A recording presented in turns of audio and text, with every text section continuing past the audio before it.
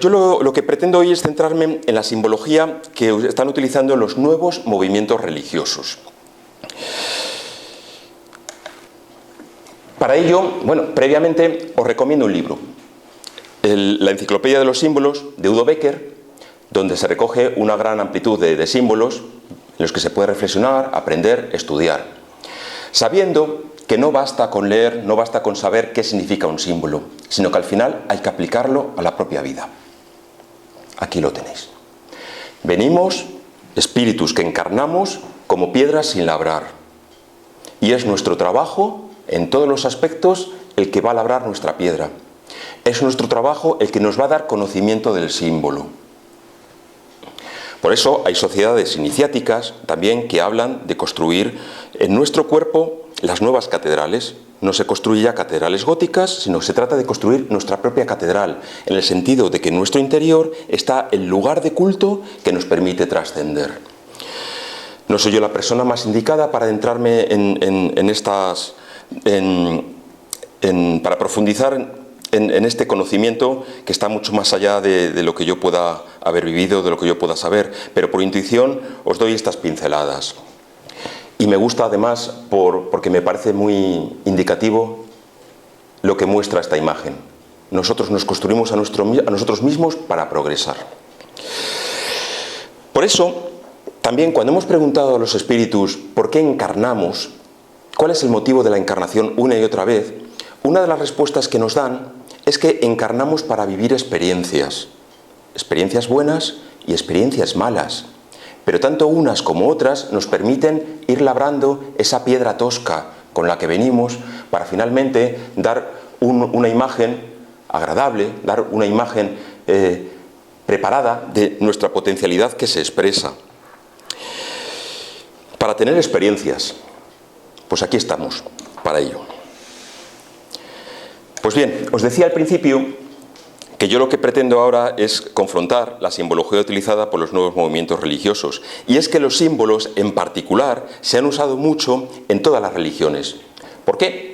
Pues porque los símbolos permiten, de una forma intuitiva, expresar cuál es la enseñanza que la religión en concreto quiere transmitir. Pero también permite identificar al movimiento religioso concreto o diferenciarlo de otros.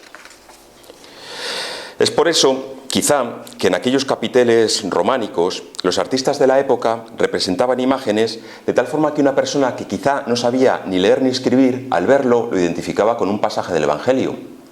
A veces era complicado, pero otras veces decía, bueno, pues veo al maestro, al que le identifico porque lleva una cruz en la mano, aunque todavía no se utilizaba, pero bueno, veo una persona fallecida, pues ya está, la resurrección de Lázaro.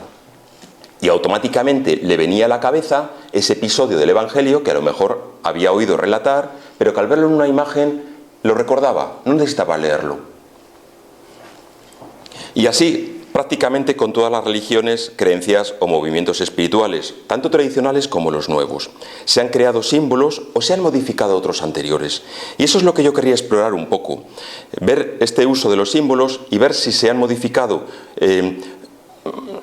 imágenes milenarias por necesidad para expresar otro tipo de mensaje. Desde luego, antes de definir qué es un nuevo movimiento religioso, tendríamos que definir qué es religión. Y os aseguro que hoy día es un verdadero problema determinar cuándo un movimiento es una religión o cuándo no lo es.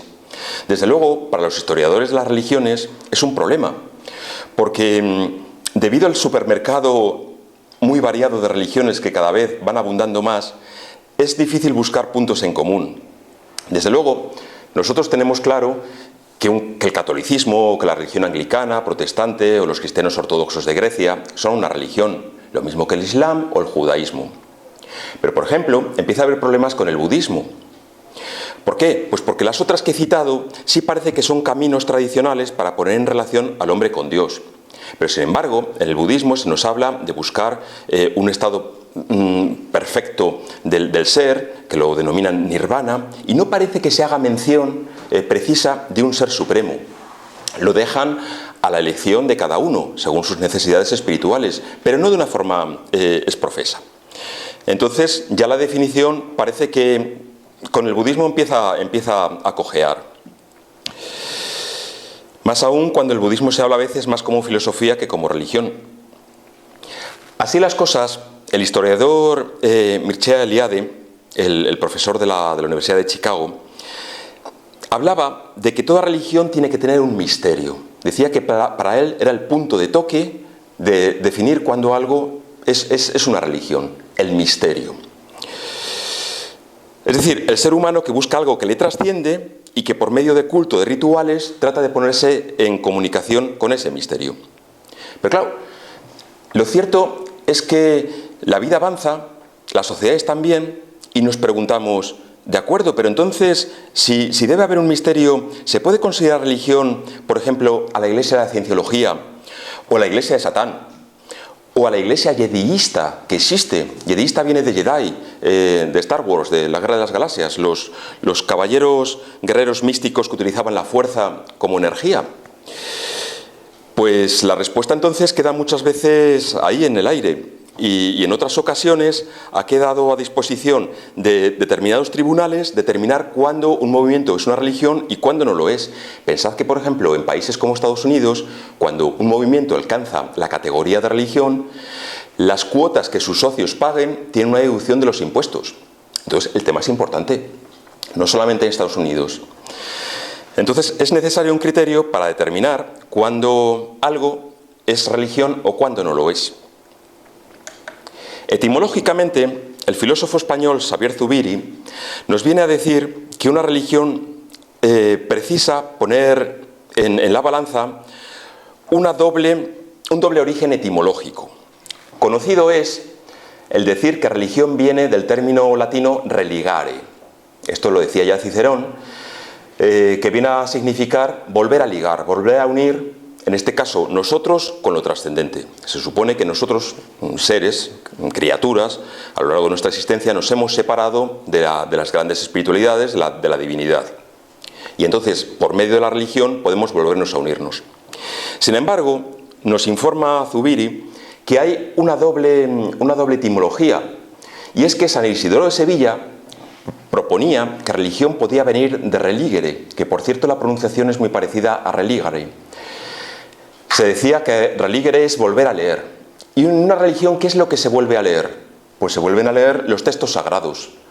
Eso configura un culto, un rito, un ritual, porque se repite algo una y otra vez.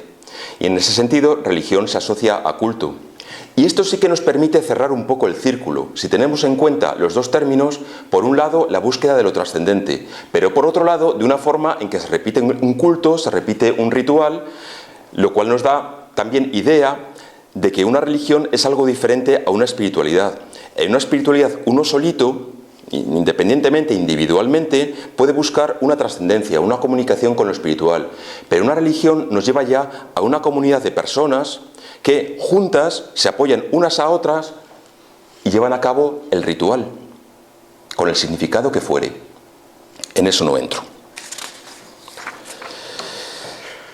Esto un poco como introducción para transmitiros las dificultades que hay hoy día para catalogar un movimiento como religioso.